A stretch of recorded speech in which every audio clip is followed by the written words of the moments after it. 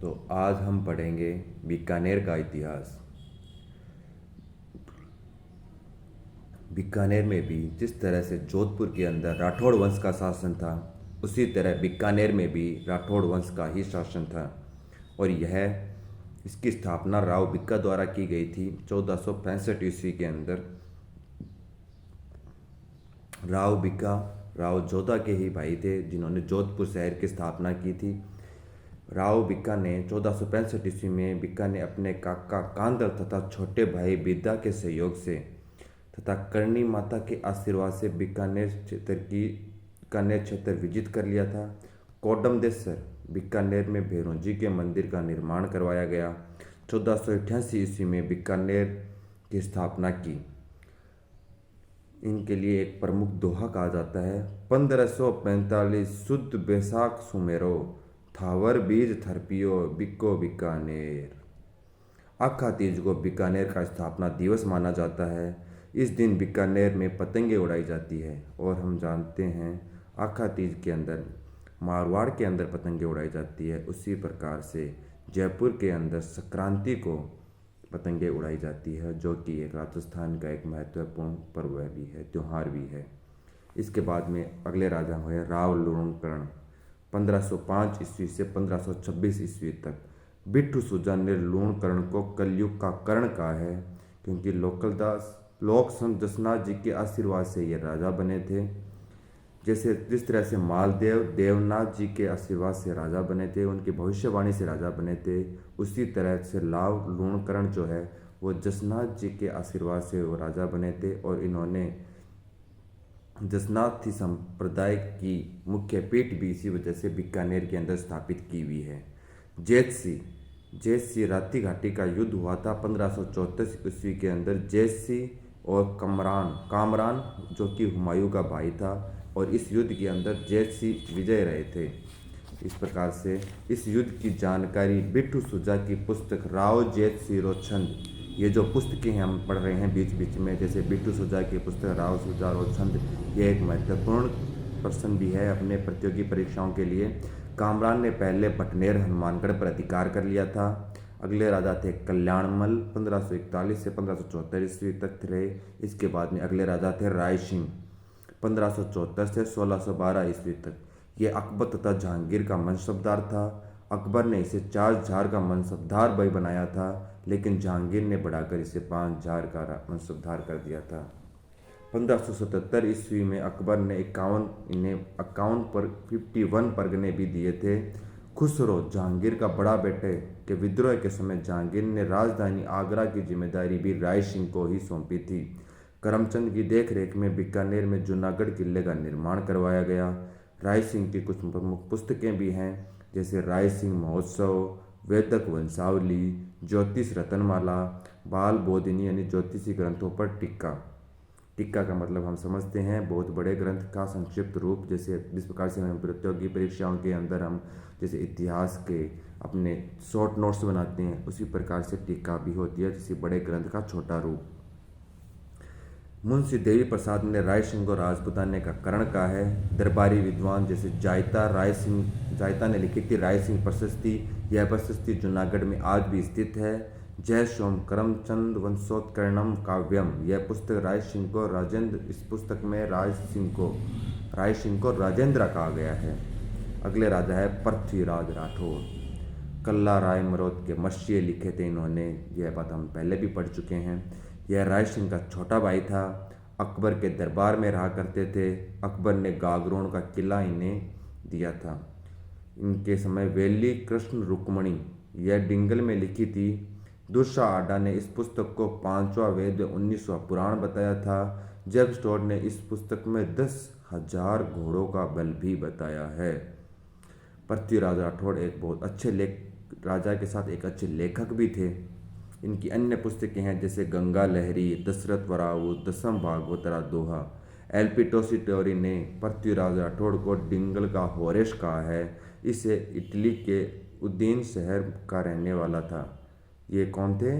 LP Tessitori Italy के उदयन शहर के रहने वाले थे तथा इन्हें पृथ्वीराज राठौड़ को इन्होंने डिंगल का होरेस भी कहा है। एक होरेस भी बहुत बड़े लेखक थे जो कि डिंगल के रहने वाले थे।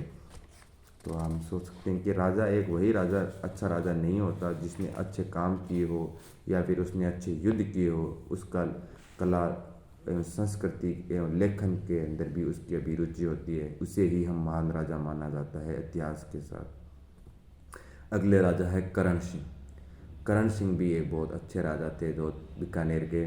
इनका कार्यकाल था 1631 ईस्वी से 1669 ईस्वी। इनको उपाधि दी गई थी जांगलधर बादशाह। जब अंग्रेजों ने इन्हें मुगलों ने इन्हें जब एशिया पर विजय करने के लिए इनका एक अभियान चलाया गया था, इसके अंदर राजस्थान के बहुत से राजा थे और इन्हें एशिया में विजित करने के लिए कहा गया था। हालांकि इन्होंने बहुत सारे राज्यों के ऊपर अपनी विजय की थी, पर जन विद्रोह की वजह से यह अभियान असफल रहा था और इस जन विद्रोह के अंदर हमारे सभी राजाओं की जान खतरे में थी, तथा इन्होंने अपनी बुद्धि एवं चालाकी की वजह से सभी को सुरक्षित वापस राजस्थान ले आए थे। इस वजह से सभी राजाओं ने एवं मुगल बादशाह ने मिलकर इन्हें जांगलधर बादशाह की उपाधि प्रदान की थी। इनके दरबारी विद्वान थे गंगाधर मैथिली, जिनकी पुस्तक है करणभूषण एवं काव्य डाकिनी। अगले राजा है अनूप सिंह। अनूप सिंह का कार्यकाल था 1669 ईस्वी से 1698 ईस्वी। दक्षिण भारत जीतने के बाद औरंगजेब ने इसे माही भारतीय की उपाधि दी थी। बीकानेर में अनूप पुस्तकालय की स्थापना की। इनकी पुस्तकें हैं अनूप विवेक, काम प्रबोध, श्राद्ध प्रयोग चिंतामणि, अनुपोद्य गीत गोविंद पर टीका लिखी गई है। इनके दरबारी विद्वान है भाव भट्ट, संगीत अनूप अंकुशा, अनूप संगीत विलास, अनूप संगीत रत्नाकर। कुंभा के संगीत ग्रंथों का संकलन करवाया था किसने? अनूप सिंह ने। विभिन्न संस्कृत पुस्तकों का राजस्थानी में अनुवाद करवाया था, जैसे शुक्र कारिका, वेताल पच्चीसी, गीता का अनुवाद आनंद राम ने दिया था। दक्षिण भारत से हिंदू देवी देवताओं की मूर्तियां लेकर आए तथा बीकानेर में 33 करोड़ देवी देवताओं के मंदिरों का निर्माण करवाया।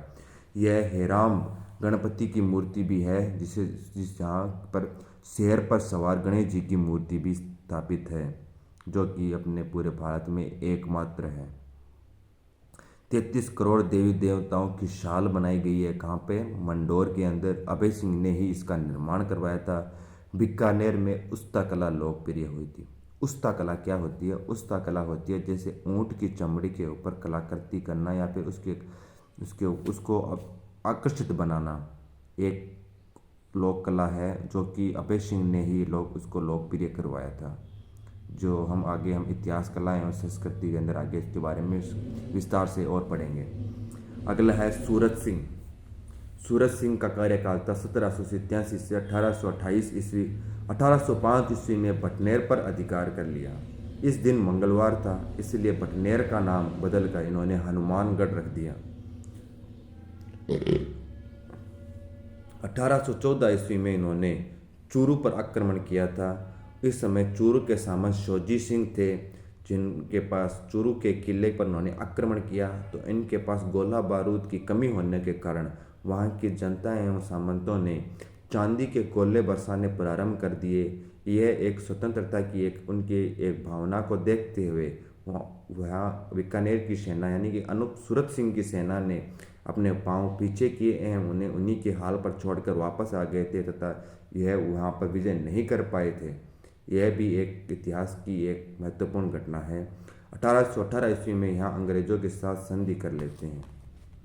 यह भी एक महत्वपूर्ण है कि जैसे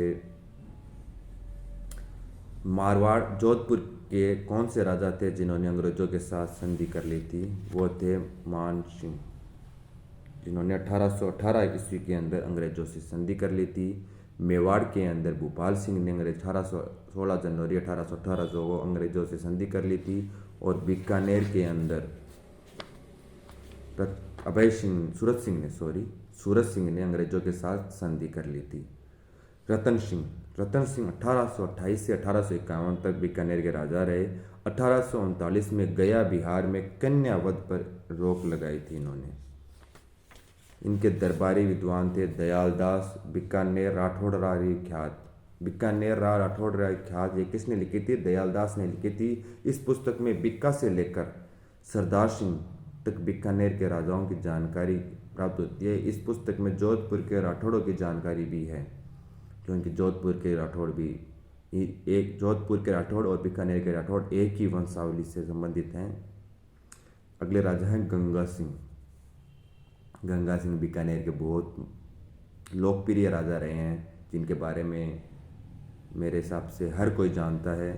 इनका कार्यकाल रहा है 1887 से लेकर 1943 ईस्वी तक। तो लगभग हम मान सकते हैं इन्होंने लगभग 56 ईयर तक बीकानेर के ऊपर राजगद्दी पर विराजमान रहे हैं।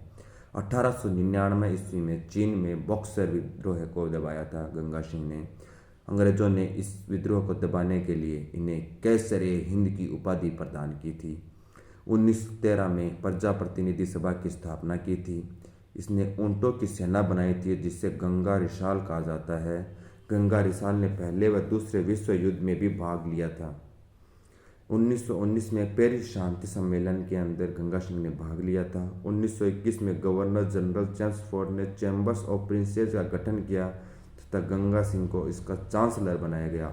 यह भी एक हमारे लिए गर्व की बात है कि हमारे यहाँ के एक राजा को लंदन के Prince of Charles chambers of princess का चांसलर बनाया जाए। यह भी एक अपने लिए गर्व की बात है, जबकि उस समय हम एक किसी देश के गुलाम हो और उसी देश के अंदर हमारे एक राजा जाके चांसलर बने। 1916 ईस्वी में बीएचयू की स्थापना हेतु मदन मोहन मालवीय को सर्वाधिक आर्थिक सहायता प्रदान की थी गंगा सिंह ने। 1927 ईस्वी में गंग नहर का निर्माण करवाया गया, जो कि राजस्थान की पहली नहर थी। इसलिए गंगा सिंह को राजस्थान का भागीरथ कहा जाता है। हम जानते हैं कि बीकानेर, जोधपुर, जैसलमेर यह एक मरु प्रदेश है जहाँ पर पानी की अत्यधिक कमी है, और यहाँ पर नहर लाने वाले पहले व्यक्ति थे गंगा सिंह, जिसका वजह से इसी नहर का नाम हम आज भी गंग नहर के नाम से जाना जाता है। गंग नहर के इंजीनियर का नाम था कंवर सेन। रामदेवरा, जैसलमेर, देशनोक, बीकानेर तथा गोगामेडी, हनुमानगढ़, इन तीनों मंदिरों का वर्तमान स्वरूप भी गंगा सिंह ने ही प्रदान किया है। बीकानेर के सिक्कों पर विक्टोरिया इम्प्रेसेस लिखवाया था।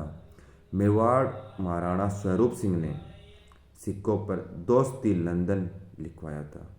गंगा सिंह ने तीनों गोलमेज सम्मेलन में क्रमशः 1930, 1931 और 1932 में भाग लिया था।